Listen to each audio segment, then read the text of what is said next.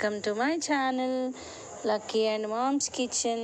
So ఈరోజు అయితే నేను మీకు మంచి వెజిటేరియన్తో మీ ముందుకు వచ్చాను. అదేంటో తెలుసా అండి, బెండకాయ ఫ్రై. సో చూసారు కదా, ఒక పక్క అయితే పాలకూర కూడా చేసేసాను. మరి ఇప్పుడైతే నేను బెండకాయని కట్ చేసి పెట్టేసుకున్నాను, చూస్తున్నారు కదా. ఇప్పుడు వాటిని ఆయిల్లో డీప్ ఫ్రై చేయాలి. వాటర్ అనేది అస్సలు తగలకూడదు.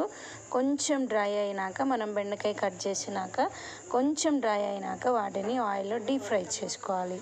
సో ఎందుకు అంటే ఇది యాక్చువల్గా చాలా ఫంక్షన్స్లో కూడా మనం చూస్తూ ఉంటాం కదా. మనం ఎలా చేస్తారో ఏంటో అనుకుంటాం, బట్ చాలా ఈజీ అయినటువంటి ప్రాసెస్. మరి ఇక్కడ అయితే మేము పప్పుచారు కూడా చేసేసుకున్నాము. సో సండే వచ్చేసి వెజిటేరియన్ స్పెషల్ అన్నమాట.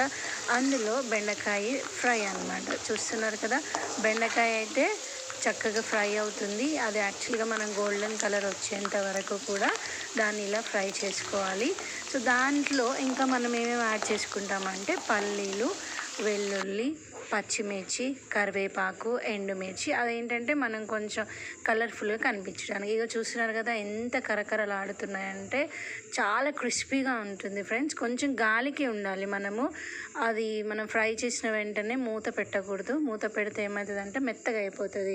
సో ఇక్కడ చూస్తున్నారు కదా, ఫస్ట్ ఒకసారి వేసాను, మళ్ళీ సెకండ్ సారి కూడా కలర్ వచ్చింది కదా, కొంచెం గోల్డెన్ కలర్. ఇప్పుడు దాన్ని తీసుకున్న తర్వాత ఇందులో అదే ఆయిల్లో మనం ఏం చేయబోతున్నామంటే కొంచెం పల్లీలు వేసుకుంటున్నాము. ఆ పల్లీలు కొంచెం ఫ్రై అయ్యాలి, ఎందుకంటే పచ్చిగా ఉంటే మళ్ళీ తినలేము కదా.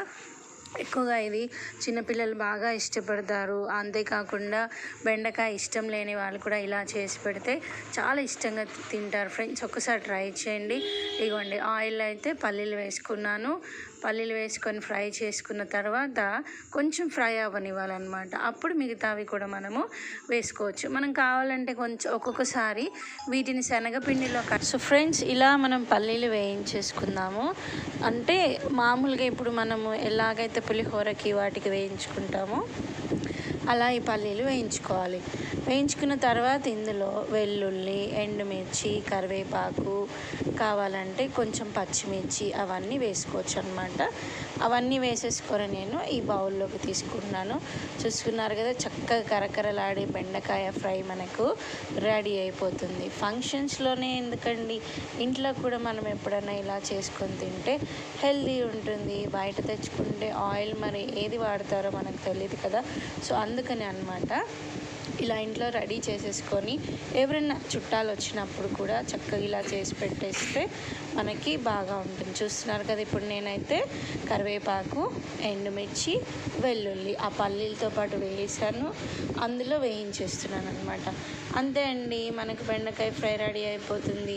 ఇప్పుడు అవన్నీ తీసేసి మనము బెండకాయ వాటిల్లో వేసేసి మిక్స్ చేసేసుకుందాం. ఇప్పుడు ఇందులో ఏం చేస్తున్నానంటే అవన్నీ వేసిన తర్వాత కొంచెం ఉప్పు, కారము, పసుపు, అంటే ఎంత మనం తింటామో అంత పైన చల్లుకోవాలన్నమాట. చల్లుకున్న తర్వాత కూడా దాన్ని స్పూన్తో కలపొద్దండి. చక్కగా ఇలా మనం 2 చేతులు బౌల్ని పట్టుకొని ఎగరేసుకుంటూ దాన్ని కలుపుకోవాలి.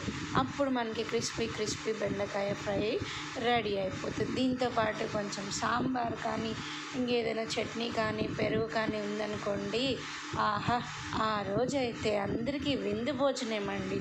సో మీకు నచ్చినట్లయితే లైక్ చేయండి, షేర్ చేయండి.